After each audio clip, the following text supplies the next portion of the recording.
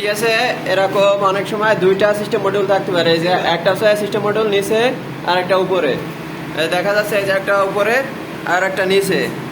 হ্যাঁ, এখন যেখানে এরকম দুইটা সিস্টেম মডিউল থাকবে, হ্যাঁ, তখন আমরা লগ ইন করবো কোনটায় বা খুঁজে বের করবো কোনটা আমাদের মাদার।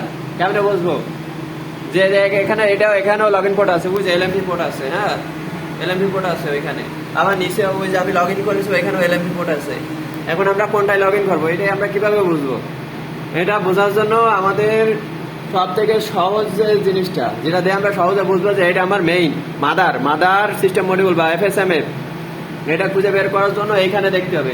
এই সাইডে এই যে কয়েকটা পোর্ট আছে, হ্যাঁ, এই যে ইএসসি পোর্ট, এই যে ইএসসি পোর্ট আছে, সাইন পোর্ট আছে, সাইন আউট পোর্ট আছে, তার নিচে ও যে EIF61 পোর্ট আছে, EIF61 পোর্ট, যেখানে ইথারনেট পোর্ট কানেকশন দিতে হয়। এই পোর্টটা টোটালি ফাঁকা, এই যে পোর্টটা টোটালি ফাঁকা, এখানে কভার লাগানো।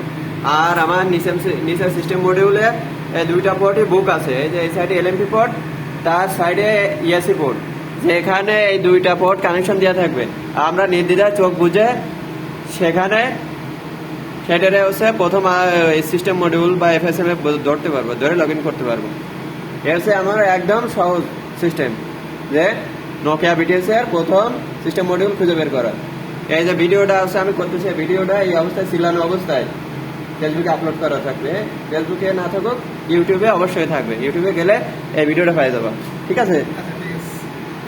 যদি কখনো মনে হয় ভুল কনফিউশন হয়, ভিডিও দেখবা পেয়ে যাবা, বাস্তবে দেখা দিচ্ছে কিন্তু, ঠিক আছে।